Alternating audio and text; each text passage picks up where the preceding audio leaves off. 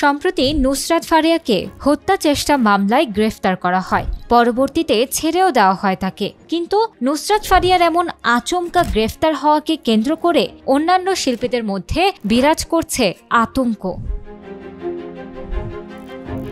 যাদের বিরুদ্ধে মামলা হয়েছে তারা তো আতঙ্কিতই, অপরদিকে যাদের বিরুদ্ধে মামলা হয়নি তারাও ভয়ে আছেন। ফলে সামাজিক যোগাযোগ মাধ্যমে অনেক তারকাই এখন চুপ হয়ে গেছেন।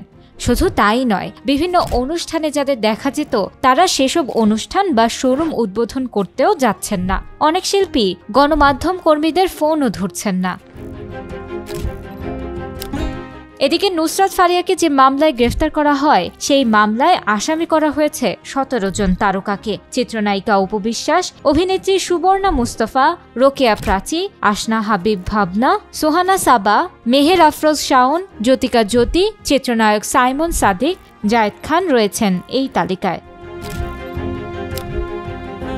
5 আগস্টের পর থেকেই অনেক শিল্পী আড়ালে চলে যান। তাদের মধ্যে রয়েছেন রিয়াজ ও ফেরদৌসও। কিন্তু অন্য শিল্পীরা ভাবতে পারেননি তাদেরও মামলার মুখোমুখি হতে হবে। যুক্তরাষ্ট্রে পাড়ি জমানো জায়েদ খান বলেন, ঢালাওভাবে সবাইকে হত্যা মামলার আসামি করাটা হাস্যকর হয়ে যাচ্ছে, এটা তো সবাই বোঝে।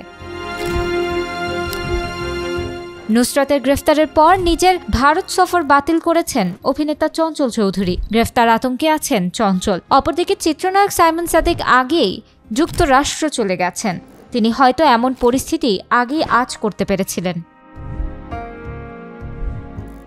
শিল্পীরা যে আতঙ্কে আছে তা খ্যাতিমান অভিনেতা ফজলুর রহমান বাবুর কণ্ঠেও পাওয়া গেল। ফজলুর রহমান বাবু বলেন, যদি নুসরাত ফারিয়া অভিনয়ের জন্য বন্দী হয়ে থাকেন তাহলে সেটা অবশ্য আমাদের শিল্পীদের জন্য লজ্জার এবং দুঃখজনক। যদি খুব পরিষ্কার করে বলি তাহলে আমরা নিজেরাও বিপদে আছি।